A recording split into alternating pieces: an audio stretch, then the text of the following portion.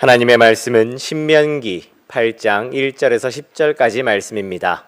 하나님의 말씀 신명기 8장 1절에서 10절까지 말씀, 구약성경 273쪽입니다.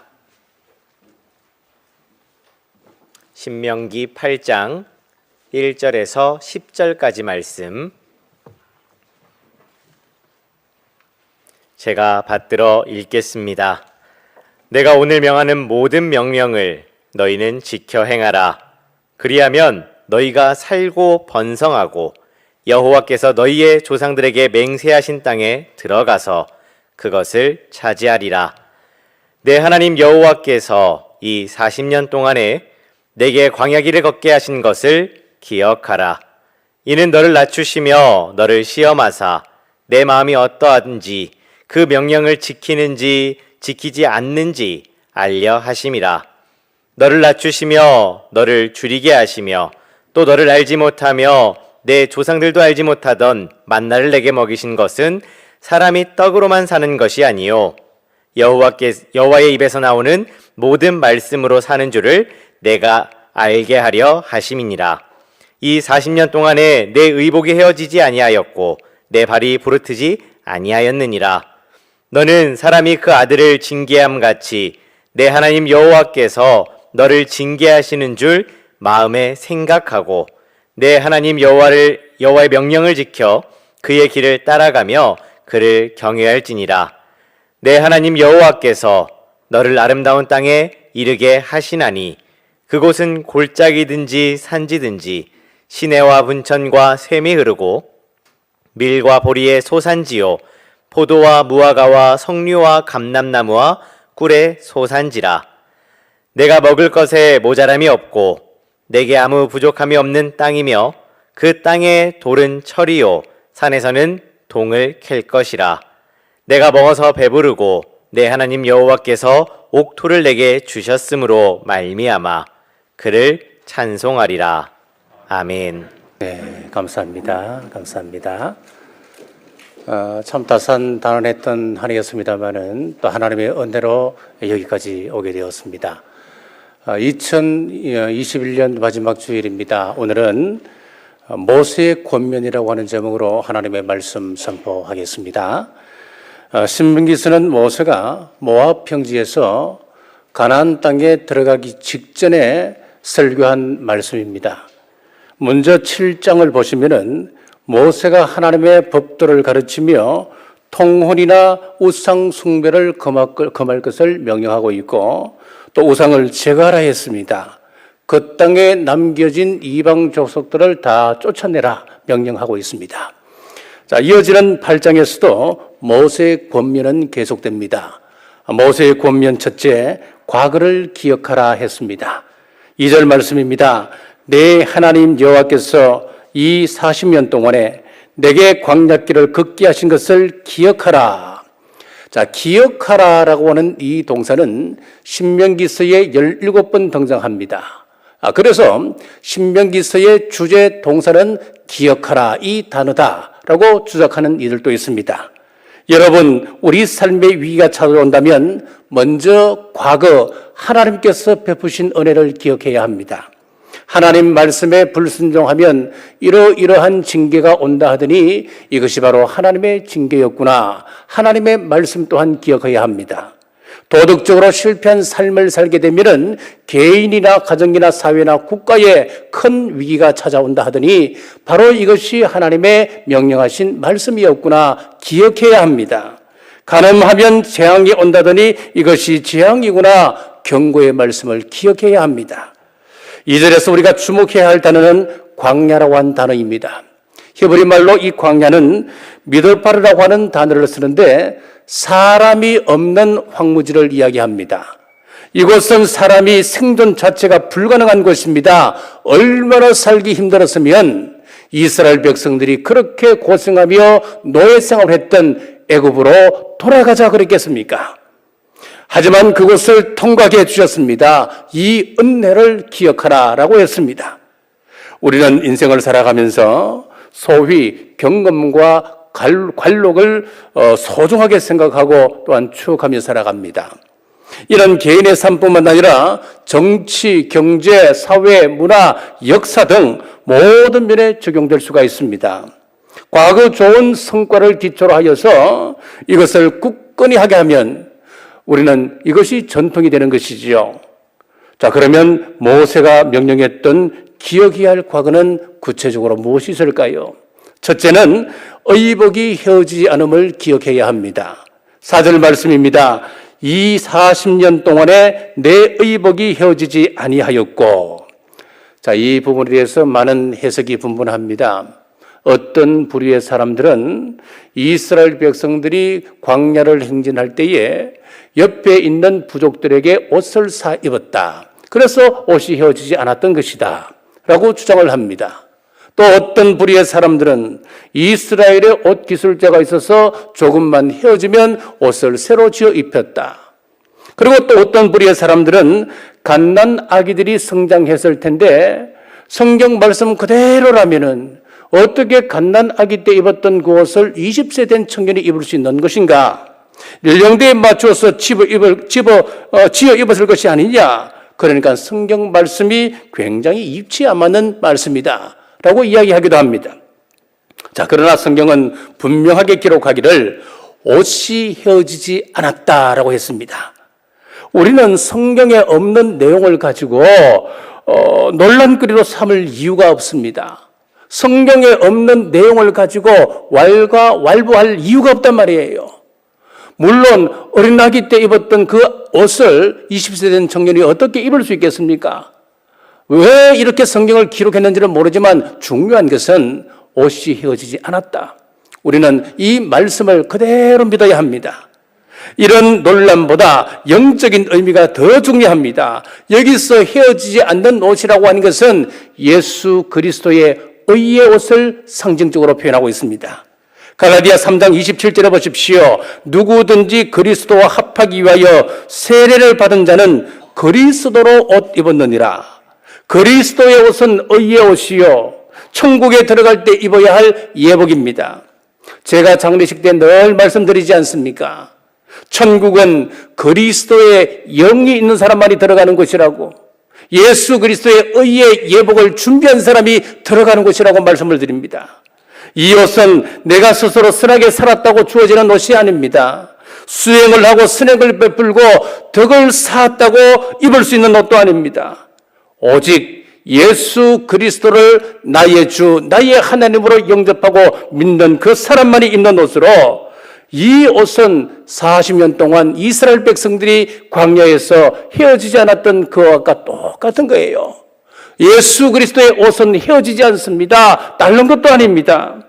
예수님을 나의 주, 나의 하나님으로 고백하면 우리 주님께서 의의 옷을 입혀주셔서 천국을 예비하신다고 하는 사실을 믿으시길 주님의 이름으로 축복합니다.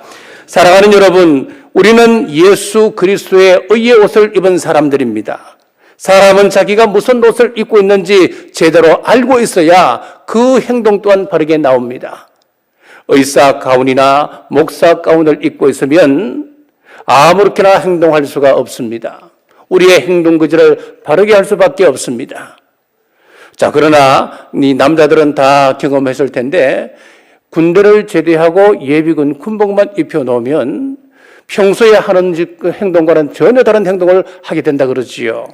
모자도 삐떡하게 쓰고, 또 지나가는 여자 보면 훈련 중에도 그냥 휘파람을 불어제끼고 또 아무데나 앉아 있습니다. 자, 이 사람들은 자신이 무슨 옷을 입었냐에 따라서 행동이 달라진다고 하는 것을 우리에게 가르쳐 주는 거예요. 그러므로 우리는 헤어지지 않는 예수 그리스도의 옷을 입은 사람들입니다. 이 옷에 합당한 삶 살아가는 우리 모두 되시길 주님의 이름으로 축복합니다. 둘째는 징계의 은혜를 기억해야 합니다. 5절 말씀입니다. 너는 사람이 그 아들을 징계한 같이 내 하나님 여호와께서 너를 징계하시는 줄 마음에 생각하고.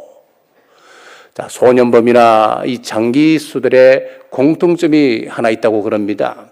많은 공통점이 있겠습니다만은 그 가운데 하나가 그 부모들이 이 아이를 양육할 때 별 신경을 쓰지 않았다는 그런 공통점을 가지고 있다고 이야기합니다.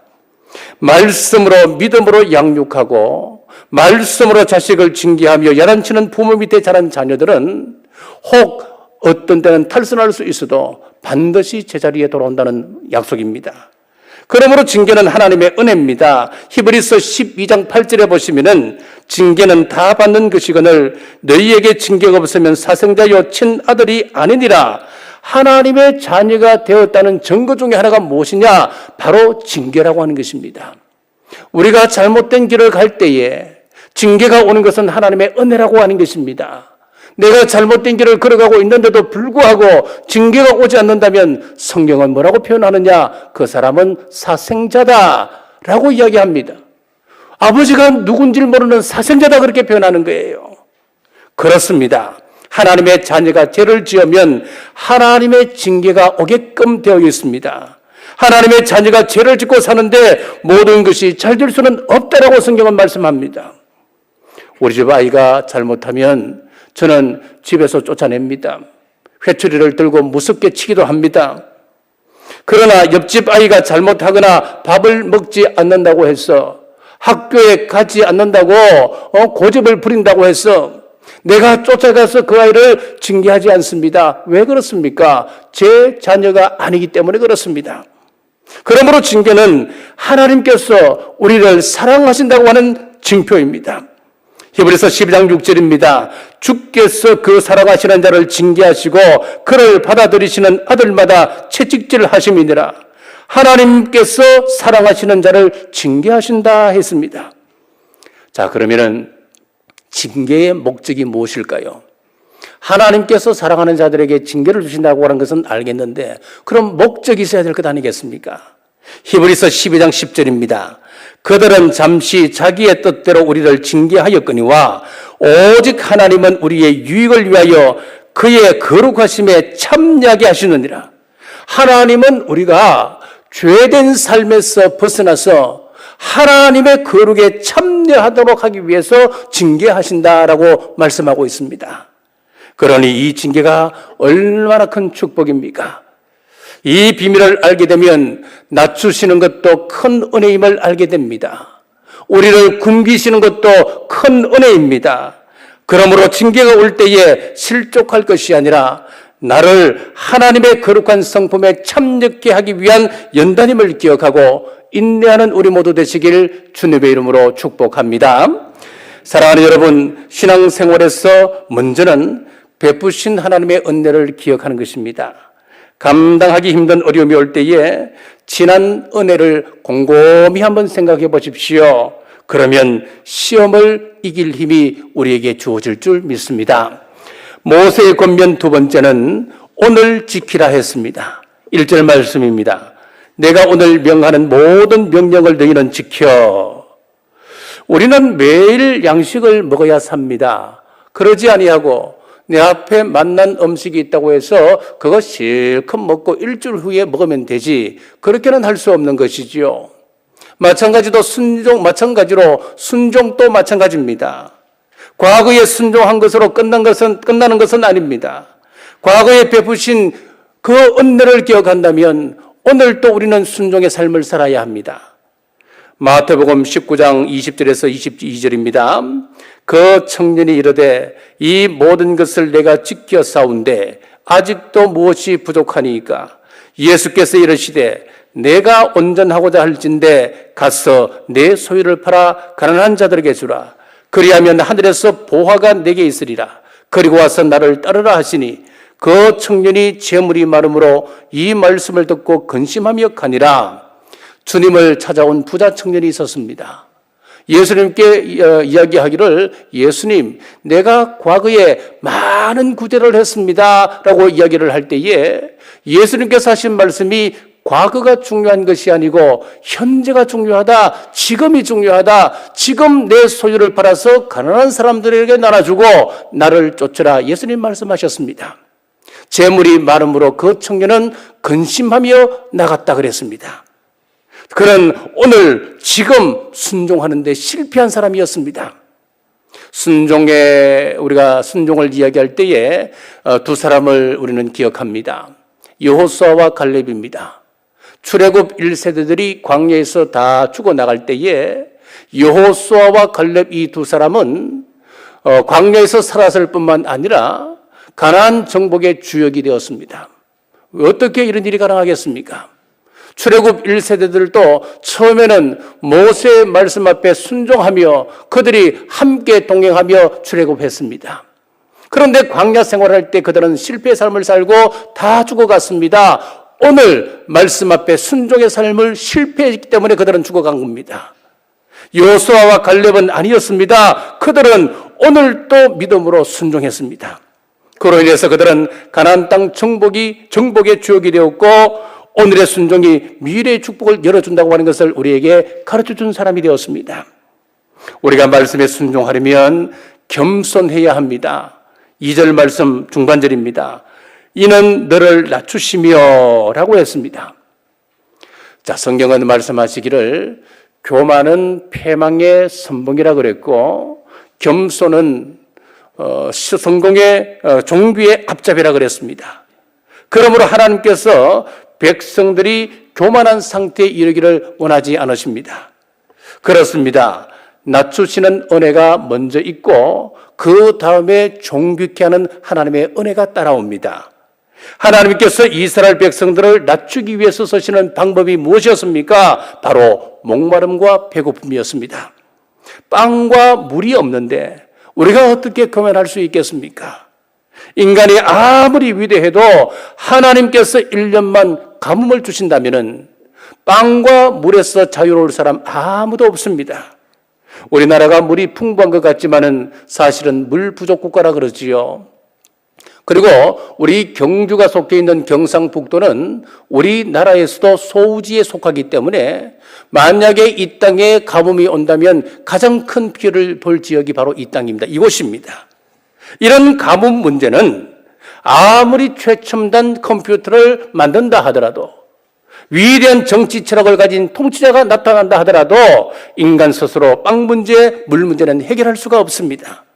특히 광야는 더더욱 그렇습니다. 여기 광야라고 하는 것은 우리가 살아가는 이 세상을 말합니다.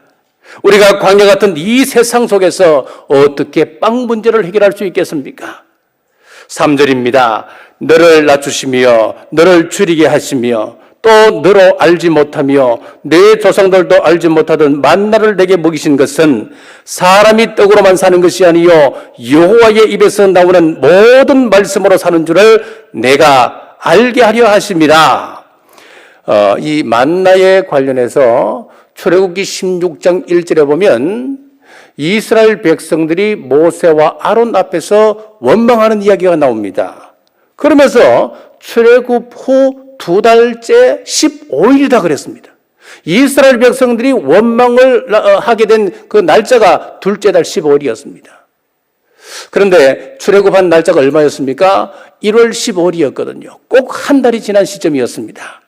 왜 이 날짜를 기록했느냐 하니까 광야에서 한 달이라고 하는 것은 애굽 땅에서 가지고 온 양식이 다 떨어지는 시점을 이야기합니다. 다 떨어졌다는 이야기입니다. 더 이상 내가 의지할 것 없습니다. 다 떨어졌습니다. 이제 광야에서 먹이시는 우리 하나님을 만나지 못한다면 굶어 죽게 생겼습니다. 이제는 내 자존심 내세울 것이 없습니다. 하나님 앞에 엎드려야 합니다. 겸손히 무릎 꿇어야 합니다. 그때 하나님께서 내려주신 것이 만나였는데 만나를 어디에 내려주셨습니까? 진사면에 내려주셨습니다. 진주에 내려주셨단 말이에요. 만약에 산 꼭대기에 만대를 내려주셨다면 노약자들이 산 꼭대기까지 올라가서 그것을 거두오겠습니까? 불가능한 일이지요. 그런데 하나님께서 그 진 주위에 내렸었다고 하는 것은 누구든지 무릎만 꿇으면 그 만나를 거둘 수 있다라고 하는 이야기입니다. 그렇습니다. 겸손하게 우리가 무릎 꿇으면 우리 주님은 누구에게나 찾아가십니다. 예수님께서 말씀하셨습니다. 누구든지 내 음성을 듣고 문을 열면은 예수님께서 우리 가운데 들어오셔서 먹고 마시고 하겠다라고 말씀하셨습니다. 우리 하나님 앞에서 하나님 제가 부족합니다. 연약합니다. 저를 도와주옵소서. 하나님 저를 긍휼히 여기시고 불쌍히 여겨주옵소서. 말씀으로 채워주옵소서. 겸손하게 무릎 꿇는 사람에게 하나님께서는 은혜 베풀어 주십니다. 여러분, 은혜 받았던 때를 생각해 보십시오. 여러분들이 높아져 있을 때 은혜 받았습니까? 아니면 겸손하게 무릎 꿇을 때 은혜 받으셨습니까? 겸손히 낮아졌을 때 은혜 받지 않았습니까? 사랑하는 여러분, 이 시간 오늘 주시는 말씀을 겸손함으로 받고 순종하시는 우리 모두 되시길 주님의 이름으로 축복합니다. 셋째, 하나님을 경외하라 했습니다. 6절입니다. 내 하나님 여호와의 명령을 지켜 그의 길을 따라가며 그를 경외할지니라. 하나님을 경외한다라고 하는 것은 우리 인생길에서 브레이크와 같습니다. 여러분들이 이 세상을 살아가면서 하나님을 두려워하지 않는다면 그것은 마치 브레이크 없는 자동차와 꼭 같습니다. 사람이 못된 짓을 하면 반드시 브레이크가 걸려야 합니다. 브레이크가 고장난 자동차를 가지고 우리 경주에서 간포로 넘어가는 출영제가 있는데 그 출영제가 보기보다는 굉장히 험한 길입니다. 브레이크가 고장난 자동차로 출영제를 넘는다고 하면 상상해 보십시오. 끔찍하지 않습니까? 낭떠러지로 추락할 수밖에 없지 않겠습니까? 예수를 믿는 우리는 하나님을 두려워하는 브레이크를 가지고 있어야 합니다. 하나님을 두려워하지 않는 인생은 마구잡이 인생이요, 결국 낭떠러지에 떨어지는 인생 되고 마는 것입니다. 그러므로 하나님을 경외하는 우리 모두 되시길 주님의 이름으로 축복합니다. 우리가 하나님을 경외하고 살면은 현재뿐만 아니라 우리의 미래도 보장받게 됩니다. 7절에서 10절입니다. 내 하나님 여호와께서 너를 아름다운 땅에 이르게 하시나니 그곳은 골짜기든지 산지든지 시내와 분천과 샘이 흐르고 밀과 보리의 소산지요 포도와 무화과와 석류와 감람나무와 꿀의 소산지라. 내가 먹을 것에 모자람이 없고 내게 아무 부족함이 없는 땅이며 그 땅의 돌은 철이요 산에서는 동을 캘 것이라. 내가 먹어서 배부르고 내 하나님 여호와께서 옥토를 내게 주셨음으로 말미암아 그를 찬송하리라. 물이 풍성하고 보리와 밀 같은 곡식이 넉넉해지고 또 밭의 돌이 철이라 할 만큼 지하 자원이 풍성하다. 무슨 이야기겠습니까? 우리의 삶을 지키시겠다. 우리의 영육을 풍성함으로 채워주시겠다는 약속의 말씀입니다. 사랑하는 여러분, 하나님 앞에 교만하지 마십시다. 교만은 패망의 선봉입니다. 하나님을 경외함으로 우리의 미래까지 보장받는 우리 남부의 모든 성도들 되시길 주님의 이름으로 축복합니다. 오늘은 특별히 은퇴식과 교회학교 수료식이 있습니다. 세상 사람들이 보기에 우리 교회는 참 이해하기 힘든 곳일 것입니다. 한평생 희생하고 봉사하는 일에 앞장서셨던 것을 보면 사회에서는 큰 표창을 받을 만하지요. 그러나 교회에서는 아무런 대가가 없습니다. 그럼에도 오늘 은퇴하시는 우리 장로님, 권사님들, 집사님들 누가 알아주지 않아도 하나님 경외하는 마음으로 주어진 직분을 최선을 다해 감당해 오셨습니다. 하나님을 경외하는 분들에게 하나님 주시는 약속이 있습니다. 고린도전서 3장 8절에 심는 이와 물 주는 이는 한 가지나 각각 자기가 일한 대로 자기의 상을 받으리라. 각자 최선을 다하여 주어진 일에 충성을 다하면 하나님께서 각자 일한 대로 갚으신다 약속하고 있습니다. 사도 요한은 요한계시록 2장 10절에서 내가 죽도록 충성하라 그리하면 내가 생명의 면류관을 내게 주리라 하셨습니다. 오늘 비록 조촐한 은퇴식을 거행하지만 하늘나라에서는 생명의 면류관이 예비되어 있습니다. 그 수고를 우리 주님께서 갚아주실 줄 말씀을 가지고 믿으시길 주의 이름으로 축복합니다.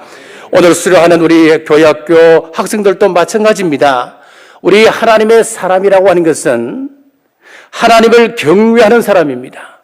하나님의 은혜를 기억하고 오늘 순종하는 사람들입니다. 우리 어른들의 아름다운 신앙을 보고 순종함으로 따르겠습니다. 결단하는 이 시간 되시길 간절히 바랍니다. 말씀을 뵙겠습니다. 모세는 장차 가나안 땅에 들어갈 백성들에게 과거 은혜를 기억하라 했습니다. 그리고 현재 오늘 말씀 앞에 순종하라 그랬습니다. 이 말씀을 주시는 목적은 하나님을 경외하기 위함이라 했습니다. 사랑하는 여러분, 교만하지 말고 겸손함으로 오늘 주시는 말씀 받아 하나님의 거룩함에 참여할 때까지 말씀을 표대 삼고 중단 없이 전진하시는 우리 모든 남부의 권속들 되시길 주님의 이름으로 축복합니다. 기도하겠습니다. 2021년 마지막 주일에 백성을 향한 모세의 권면을 나누게 하심 감사합니다. 장차 가나안에 들어갈 백성들에게 과거를 기억하라 했습니다.